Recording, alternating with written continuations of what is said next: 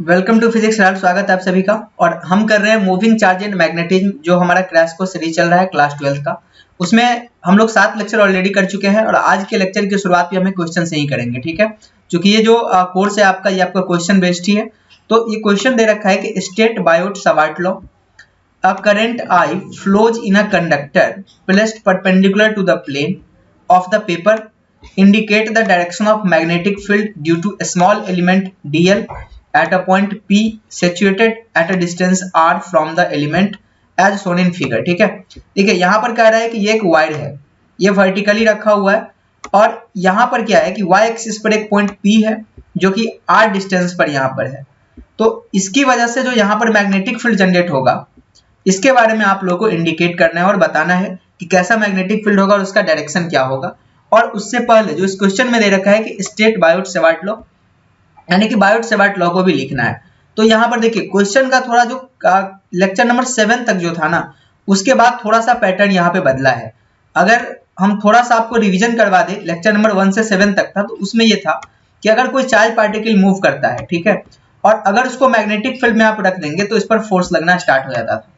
ठीक है, मतलब मैग्नेटिक फील्ड पहले से प्रेजेंट था और मूविंग चार्ज पर मैग्नेटिक फील्ड में फोर्स लगता था। फिर जिस प्रकार से मूविंग चार्ज का आप लोग कंसेप्ट देखें, अगर आप करंट कैरिंग वायर लेते हैं तो करंट बेसिकली ये भी तो चार्ज का मूवमेंट ही होता है। तो इसको भी अगर आप मैग्नेटिक फील्ड में रख देंगे तब इस पर भी फोर्स लगता था। ये ऑलरेडी हम लोग डिस्कस कर चुके हैं।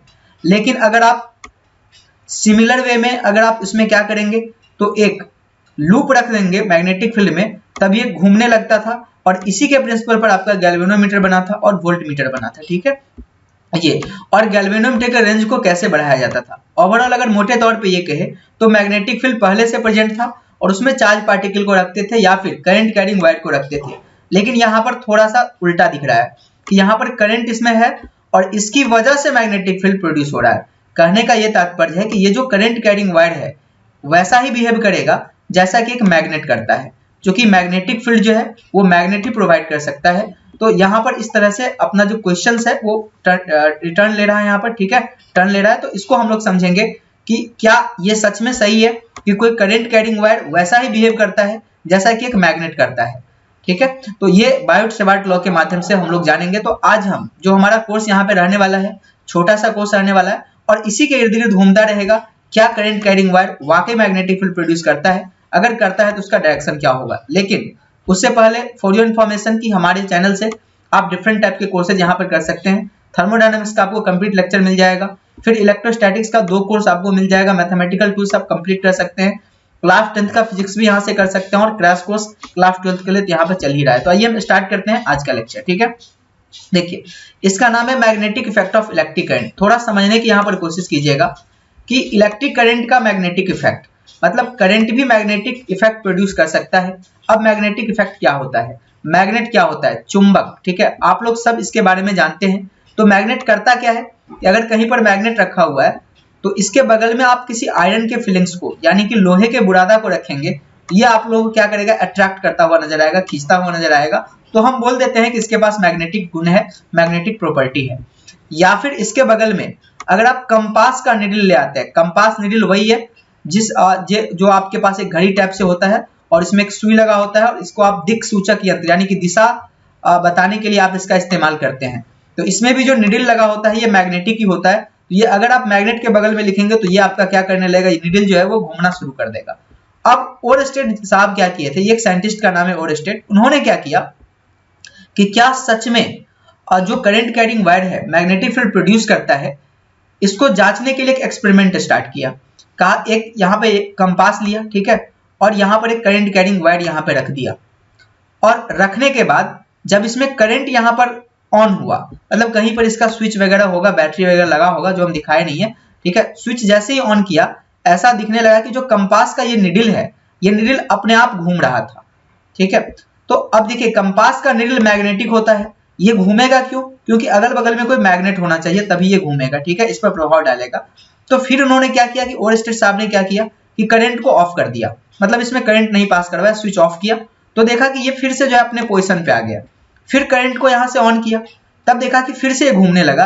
इसका यह मतलब हुआ कि कहीं ऐसा तो नहीं है कि ये जो करंट कैरिंग वायर है ये खुद एक मैग्नेट की तरह बिहेव कर रहा है और इसी एक्सपेरिमेंट से साबित हो गया कि जो करंट कैरिंग वायर है वो मैग्नेटिक फील्ड प्रोड्यूस अपने आसपास सराउंडिंग में चारों तरफ कर सकता है। ठीक है, तो ये ओरेस्टेड का आपका एक्सपेरिमेंट था जो बेसिकली नॉर्मली पूछा जा सकता है और क्लास 10th स्टैंडर्ड में इसका डिस्कशन किया गया है कि Oersted experimentally demonstrated that the current carrying conductor produce magnetic field around it. मतलब ओरेस्टेड ने क्या किया, ये बात साबित कर दिया कि जो करंट कैरिंग वायर है वो अपने चारों तरफ मैग्नेटिक फील्ड प्रोड्यूस करता है। ठीक है, मतलब ये वैसा ही बिहेव करता है जैसा कि एक मैग्नेट करता है। लेकिन ओरेस्टेड साहब ये नहीं बता पाया कि मैग्नेटिक फील्ड कितनी मात्रा में प्रोड्यूस करता है। ठीक है, ये उनके द्वारा नहीं कहा गया। तो इसके काम को आगे बढ़ाने के लिए एक नए साइंटिस्ट आए, बायोट सेवार्ट। ठीक है, ये बायोट सेवार्ट ये आए और उन्होंने क्या किया कि इसके काम को आगे बढ़ाया और जो ये कहा था कि जो current carrying wire magnetic field produce करता है तो ये बता दिया कि कितना प्रोड्यूस होता है। तो उन्होंने अपने लॉ के थ्रू क्या कहा कि देखिए जो मैग्नेटिक फील्ड प्रोड्यूस होता है, ठीक है, due to small current carrying element.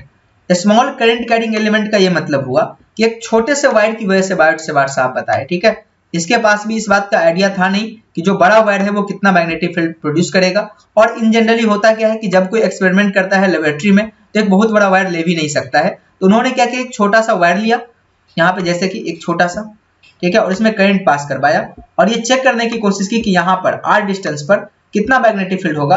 तब उन्होंने क्या पाया कि जो स्मॉल करंट कैरिंग एलिमेंट है जिसका लेंथ dl है, इसका लेंथ कितना है, ये dl है, एट एनी, आगे बढ़ते हैं, और any place near at any point होगा यहाँ पर। ठीक है, थोड़ा सा आप लोग इसको मेंशन कर लीजिएगा, आई थिंक दैट कट गया है, at any point, any near by point, sorry clear है। ठीक है, at any near by point P is given by. अब यहाँ पर समझिए कि ये करंट कैरिंग वायर है, ये वाला, इसमें से एक छोटे से पोर्शन, स्मॉल पोर्शन का अध्ययन करना स्टार्ट किया बायोट सेवार्ट, और इस वायर का लेंथ है dl। और यहाँ पर पूछ रहा है कि जब चारों तरफ करेगा तो किसी एक पॉइंट पर यानी कि P पॉइंट पर, जो कि यहाँ से r डिस्टेंस पर है, इसका पोजीशन वेक्टर r है और ये जो पोजीशन वेक्टर है वो करंट के साथ थीटा एंगल बना रहा है। ठीक है, ये लोकेशन हो गया बेसिकली पॉइंट का कि पॉइंट कहाँ पर है, कितना एंगल पर है और कितना डिस्टेंस पर है। तो उन्होंने कहा कि देखिए जो छोटा सा वायर है उसकी वजह से जो मैग्नेटिक फील्ड होता है वो डायरेक्टली प्रोपोर्शनल होता है I के। मतलब करंट आप जितना ज्यादा बढ़ाइएगा यहाँ पर मैग्नेटिक फील्ड का जो स्ट्रेंथ है उतना ही बढ़ेगा। आपको बता दें कि जो B है ना, B मैग्नेटिक फील्ड को हम लोग डिनोट करते हैं और dB का D लगा हुआ है, इसका मतलब छोटा सा मैग्नेटिक फील्ड हो गया। साथ ही साथ अपने एक्सपेरिमेंट में उन्होंने यह भी पाया कि अगर आप लेंथ बढ़ा देंगे इसका, ठीक है, वायर का लेंथ बढ़ा देंगे तब भी मैग्नेटिक फील्ड बढ़ जाता है, यानी इसके डायरेक्टली प्रोपोर्शनल होता है। साथ ही साथ ये जो एंगल है थीटा, इसमें साइन थीटा के डायरेक्टली प्रोपोर्शनल होता है और जो डिस्टेंस होता है इसके बीच का उसके स्क्वायर के इनवर्सली प्रोपोर्शनल होता है। ये वेरी ऑब्वियस बात है कि अगर आप दूरी बढ़ाएंगे यहाँ पर तो मैग्नेटिक फील्ड का स्ट्रेंथ घटते चला जाएगा, तो r के स्क्वायर के इनवर्सली प्रोपोर्शनल होता है। तो this is the Biot Savart law. अगर आप इसको लैंग्वेज में लिखना चाहते हैं तो आप ऐसे लिख सकते हैं कि किसी current carrying small elemental wire के लिए जो मैग्नेटिक फील्ड होता है वो करंट के डायरेक्टली प्रोपोर्शनल होता है, पहला पॉइंट। दूसरा पॉइंट लेंथ के डायरेक्टली प्रोपोर्शनल होता है। तीसरा पॉइंट साइन थीटा के डायरेक्टली प्रोपोर्शनल होता है और चौथा r के स्क्वायर का इनवर्सली प्रोपोर्शनल होता है। तो ये चीज आप मेंशन कर सकते हैं, आपका आंसर थोड़ा लंबा हो जाएगा, अट्रैक्टिव हो जाएगा। ठीक है, और फिर बाद में ये लिख सकते हैं कि अगर सबको कंबाइन करेंगे तो dB जो होगा यानी मैग्नेटिक फील्ड होगा directly I delta L sine theta by r square के बराबर हो जाता है। ठीक है, अब यहाँ पर जब प्रोपोर्शनलिटी आप हटाएंगे तो एक कांस्टेंट आएगा। इस कांस्टेंट को हम लोग यूज करते हैं म्यू नॉट अपॉन 4 पाई। ठीक है, इस कांस्टेंट को यूज करते हैं mu naught upon 4 pi I dl sine theta by r square constant के जगह पे, जहां पर देखिए म्यू नॉट 4 पाई, 4 तो कांस्टेंट है, पाई कांस्टेंट है। एक जो नया चीज आप लोगों के लिए आया म्यू नॉट आया। इस म्यू नॉट को ध्यान रखिएगा, इसको हम लोग म्यू नॉट पढ़ते हैं, ऐसे लिखते हैं इसको म्यू नॉट। सबसे बड़ी बात है कि ना बच्चे लोग गलत भी इसको पढ़ते हैं, तो गलत आप लोगों को नहीं पढ़ना है। ये म्यू नॉट है और इसका वैल्यू होता है 4 pi into 10 to power -7 tesla metre per ampere. ठीक है, इसको याद रखेंगे, हो सकता है कि डायरेक्ट ऑब्जेक्टिव में भी आपसे पूछ दिया जाए, जैसे कि इलेक्ट्रोस्टैटिक्स में आपने एप्सिलॉन नॉट पढ़ा था। ठीक है, उसका जो एक स्पेसिफिक वैल्यू था यहाँ पर, उसी प्रकार से इसका भी वैल्यू होता है मैग्नेटिक फील्ड में, और इसको बोलते हैं परमीएबिलिटी। ऐसे आप तोड़ के पढ़ सकते हैं, परमीएबिलिटी ऑफ वैक्यूम। वैक्यूम का क्या होता है, परमीएबिलिटी यहाँ पर ये है। ठीक है, और ये एप्सिलॉन नॉट क्या होता है, परमिटिविटी। आप ऐसे इसको पढ़ सकते हैं परमिटिविटी, और ये है परमीएबिलिटी। फिर अगर आप वेक्टर फॉर्म में यहाँ पर लिखने की कोशिश करेंगे तो डी वी वेक्टर जो होगा, यानी कि देखिए मैग्नेटिक फील्ड में डायरेक्शन भी होता है, तो यहाँ से तो मैग्नीट्यूड पता चल गया, लेकिन डायरेक्शन कैसे पता चलेगा, इसको आप ऐसे लिख सकते हैं dv equal to mu naught by 4 pi I D L cross R, ठीक है, I D L cross R by R cube. यहाँ पर 2 आर था, एक आर ऊपर किए और यहाँ पर dl r sin थीटा को हम लोग dl क्रॉस r लिख दिए। तो ये आपका वेक्टर फॉर्म है। कभी कभी ये क्वेश्चन पूछा जाता है कि आप बायोट-सेवार्ट लॉ का सिर्फ वेक्टर फॉर्म लिखिए, 1 मार्क्स का दे देगा, ठीक है। तो एक और स्टेटमेंट पूछ दिया तो 2 मार्क्स का दे देगा, ये इसका वेक्टर फॉर्म है। अब इस फॉर्मेट से ये पता चलता है कि मैग्नेटिक फील्ड का वही डायरेक्शन होता है जो डायरेक्शन dl क्रॉस r का होता है, यानी कि इसके क्रॉस प्रोडक्ट का। अब क्रॉस प्रोडक्ट का डायरेक्शन निकलेगा कैसे, इसके लिए थोड़ा सा आप जाके रिवीजन करिएगा क्लास 11th का वेक्टर प्रोडक्ट, ठीक है, जहां पर क्रॉस प्रोडक्ट होगा। वेक्टर प्रोडक्ट 2 तरह का होता है, स्केलर प्रोडक्ट और वेक्टर प्रोडक्ट, क्रॉस प्रोडक्ट भी जिसको बोलते हैं। इसमें डायरेक्शन हम लोग कैसे निकालते हैं, राइट हैंड थंब रूल का इस्तेमाल करके। तो ये इस प्रकार से हो जाएगा, ठीक है। तो ये था आपका कंप्लीट बायोट-सेवार्ट लॉ। और बायोट-सेवार्ट लॉ से क्या पता चलता है, तो एक छोटे से एलिमेंटल वायर का आप मैग्नेटिक फील्ड निकाल सकते हैं और साथ ही साथ वेक्टर फॉर्म से इसका डायरेक्शन भी पता कर सकते हैं, ठीक है। लेकिन एक सवाल आप लोगों के मन में जरूर यहाँ पर उठ रहा होगा कि सर अगर बड़ा वायर होगा तो क्या होगा, ठीक है, अगर बड़ा वायर होगा तो क्या होगा। तो ये चीज हम लोग नेक्स्ट क्लास में आप लोगों को ओवरव्यू देंगे कि अगर बड़ा सा वायर रहेगा तो किस प्रकार से हम लोग कैलकुलेट करते हैं यहाँ पर। और साथ ही साथ जो आपका ये क्वेश्चन था यहाँ पर, ठीक है, एक मिनट, ये जो आपका क्वेश्चन था इस क्वेश्चन को भी सोल्व कर लेते हैं हम लोग यहाँ पर। और इसका आंसर आप लोग देखिए, ये क्वेश्चन बेसिकली है क्या, तो 2009 और 2014 में पूछा गया है। आप जैसे ही गूगल करोगे इसका आंसर आप लोगों को मिल जाएगा। बस यहाँ पर आंसर मिलेगा तो मैं यहाँ पर समझा देता हूँ, और जो आंसर है ना वो आप लिखने की कोशिश जरूर कीजिएगा, क्योंकि आपको समझ में कितना भी आता है, लेकिन अगर आप लिख नहीं पाते हैं तो एग्जाम में फिर 0 मार्क्स मिलेंगे, ठीक है, कि समझ में तो बहुत आ रहा था बट लिख नहीं पा रहे थे। इसलिए यहाँ पर लिखने की कोशिश आप लोग जरूर कीजिएगा इसके आंसर को, ठीक है। ये इसको मैं थोड़ा सा फ्रेश कर देता हूँ ताकि दिखेगा अच्छे से, ये ठीक है। अब देखिए यहाँ पर ये कह रहा है कि इस डायरेक्शन में यहाँ पर करंट है, के डायरेक्शन में के कैप, आप करंट का डायरेक्शन मान सकते हैं, क्योंकि करंट का वही डायरेक्शन होता है जो डायरेक्शन लेंथ का होता है, ठीक है। और इसका जो डायरेक्शन होगा वो dl क्रॉस r की तरफ होगा। आप देखिए dl क्रॉस r की तरफ होगा, यानी लेंथ और ये r, तो k आ गया। और साथ ही साथ ये r किस डायरेक्शन में है, तो ये आपका y डायरेक्शन में है। तो आपको क्रॉस प्रोडक्ट कैसे निकालना है, k कैप और j कैप। अब आप देखिए k और j कैप कैसे निकलते हैं। इसको निकालने के लिए हम एक सर्किल बताए थे क्रॉस प्रोडक्ट में, नहीं आता है तो आप लोग यहाँ पर ध्यान सकते हैं। यहाँ पर i हम लेंगे, जैसे ऐसे हम लोग मूव करेंगे, ठीक है। तो एक जगह हम लोग i कैप लेंगे यूनिट वेक्टर, फिर यहाँ पर हम लोग एक जगह j कैप लेते हैं और फिर लेते हैं k कैप, ये यहाँ पर लेते हैं हम लोग k कैप।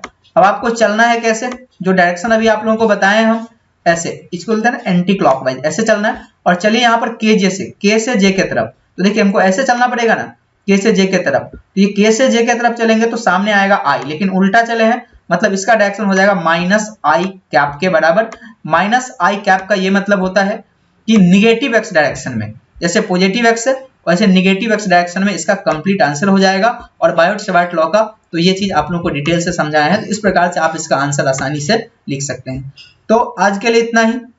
अगर आपको कोई डाउट होती है तो कमेंट करके मुझे बता सकते हैं यहाँ पर। और हाँ, लेक्चर अच्छा लगता है तो शेयर जरूर कर दिया कीजिए। और हमारा लेक्चर जो है यहाँ पर कंटिन्यू रहेगा आप लोगों के एग्जाम तक। अभी हम पढ़ रहे थे बायोट-सेवार्ट लॉ और ये लेक्चर नंबर 8 था। तो चलिए, कोई अगर दिक्कत है तो जरूर बताइए कमेंट करके। आज के लिए